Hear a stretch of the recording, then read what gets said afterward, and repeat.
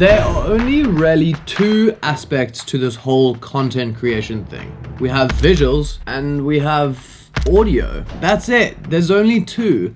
And as creators, we so often find ourselves absolutely perfecting all of the visuals for our content that sometimes we neglect the second part, which is audio. And if it's half of the battle, then shouldn't we be putting more effort into the crucial steps it takes to make the audio as good as our visuals?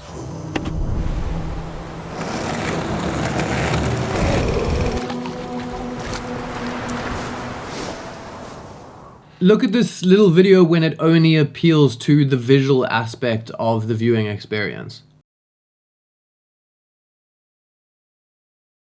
Pretty lame, if you ask me. Now look at the same thing with all the little sounds and thingy-mabobs added in. It's a whole new world of senses that you're experiencing. So if you ever find yourself doing this, leaving your main score at 0 decibels or cutting your footage like this, I have a few things that are gonna blow your mind. We're gonna go through a lot of different things here. I'm gonna rapid fire them, so we're gonna go quite quickly. Today's video is sponsored by Artlist, and we're gonna talk about them a little bit more later on. First up, we have syncing.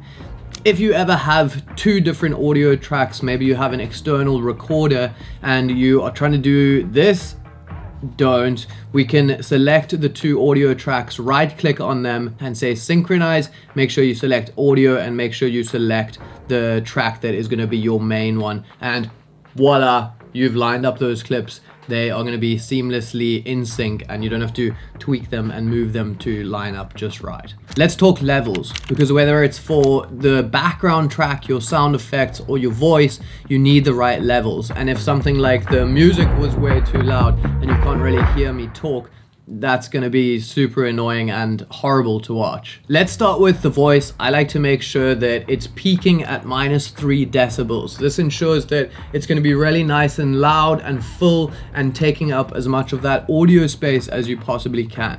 If I have some music, especially if it's background music, I'm going to turn that way down. Generally, this is what works for me. I'm not a sound engineer, but if I have some background music behind my talking voice, I like to keep that music at around -20 to -30 decibels, depending on the track. For sound effects, you need to tailor them to each one to make sure that the sound effect isn't overpowering, but you can still hear it if you do have music. And for when I am playing music alone, if I go from talking like this into a cinematic sequence and then I push in that music, I'm going to click on that music track and also make it -3 decibels, like where your voice is peaking, because otherwise it's going to be much louder than your voice, and as that music comes in, it's going to be full blast. So I never play any music at just 0. It's always at least -3. Something else you should absolutely know is keyframing between the different volumes in your tracks. If you have some music that's playing in the background over this talking and then it wants to go full volume, add in a few keyframes, taper off that fade to make it smooth, and flow into that next part of the song without it being a hard cut. Use those keyframes. You can make your track change volume throughout your sequence as much as you like. As for when you should be using music and not as simple. This is something that I have been experimenting with lately. I find something in a scene like this where I'm talking to you, having background music can sometimes keep the energy up, but I also kind of like when there's just no music. It feels much more like I'm just sitting here and talking to you. It almost encapsulates a bit more. Like if you're listening to a podcast, it would be annoying to have music the entire time in the background. So that's something I'm still experimenting with. I'm not sure which one I like more, to be honest. So that's really up to you. There's definitely a powerful way when you're actually out creating cinematic videos and vlogs where you don't use any music and the raw sounds that you're capturing in the world can create such a more immersive experience than throwing on some music and playing it really loud. But when you want to emphasize certain emotions and convey something that might not be reflected perfectly in your natural environmental sounds, putting in a track that just plays into that to further emphasize it is extremely helpful. Let's talk sound effects. So Here are a few sound effects you probably didn't know that you needed. Drones to create suspense, rises to build tension, whooshes because they're awesome, and hits to release tension or emphasize a powerful moment. You can use these not only in some crazy cinematic videos, but in a talking video like this, I use them all the time. And if you noticed in the intro, I used all 4 of these different sound effects without you guys probably noticing that much. For sound effects in a cinematic scene, once I've edited my whole video to my main score, I like to mute that track so I can't hear music anymore and go through that video just listening and noticing anything that I would notice in that scene.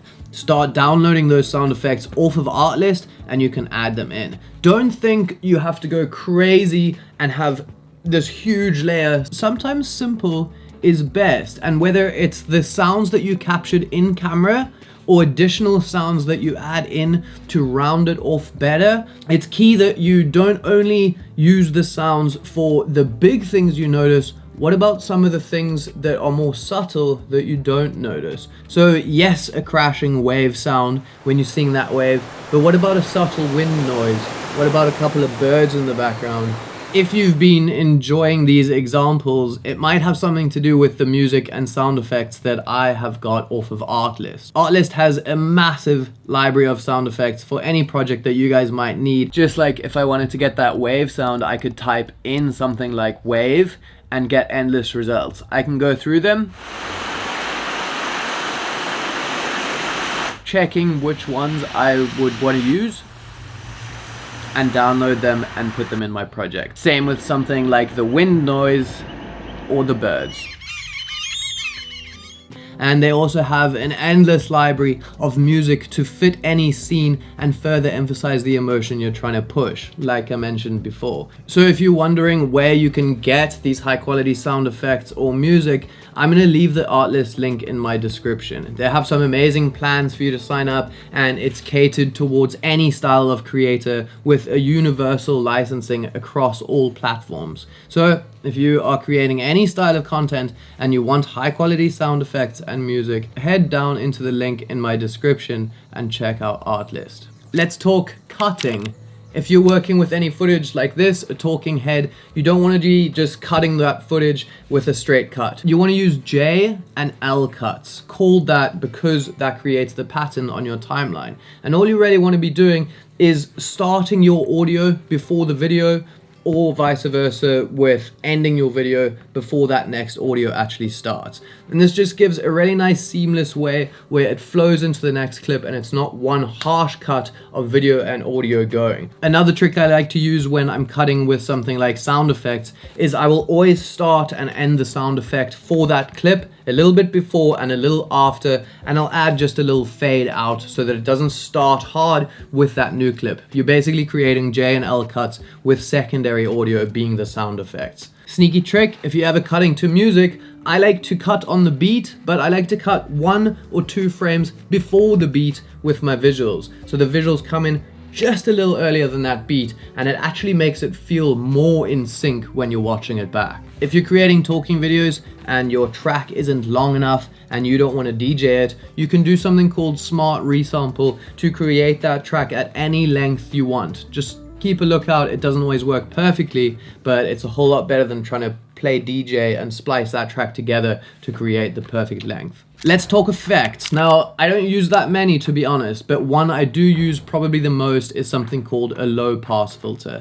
Not only for things like my background music, if I want it to be a little bit more subtle and drowned out, I can throw a low pass filter on there, and it's just gonna take a lot of those kind of high pitchy sounds that are gonna clash with my voice and make it sound a little bit more like a background track. You can also use this for a lot of sound effects, which make them sound more subtle. Sometimes they're too in your face, so throw a low pass on them really works well. You can change the intensity of the low pass filter just by heading onto the effects when that audio track is selected and adjusting it. The next thing that I like to do is edit my voice with a voice enhancer or parametric EQ. You can easily just drop it onto your audio clip and you can select voice enhancer, change the low pass, smooth it out with this little line, and boom, your voice is going to sound much better, more full, and just a more well-rounded sounding voice for a video like this one. Let's talk about ending audio, specifically a music track when the track is a different length to the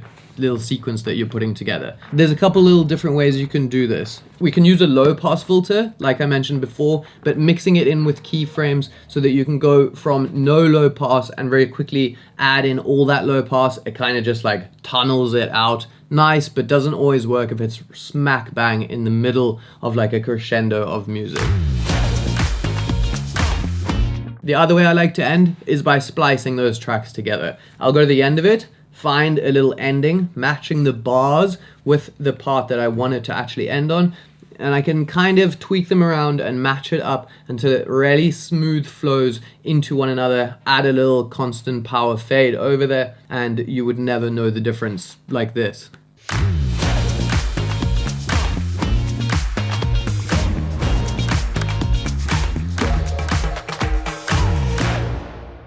Perfecto. I think that works great. There are a couple of other ways, and one of my favorites is by adding a convolutional reverb onto the end of the clip. You might still need to do the splicing method to get that end, but it doesn't have to end and fade out slowly like that.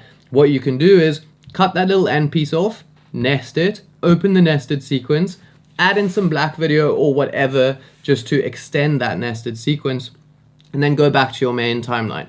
Add the reverb onto that last bit of the clip, and you can tweak it until you find this really nice kind of decay where it echoes out and leaves this like boo, and works really nicely. Probably the most seamless way that I know of how to end a clip. And when you do it just right, it should sound like this. That's pretty much it for this one. I hope that helped you guys. That's pretty much everything that I would do to any of my audio when I'm creating YouTube videos or cinematic sequences. Remember, if you want to get the highest quality sound effects and music, go and check out Artlist. They're going to be linked in the top of the description. Other than that, have fun. Bye.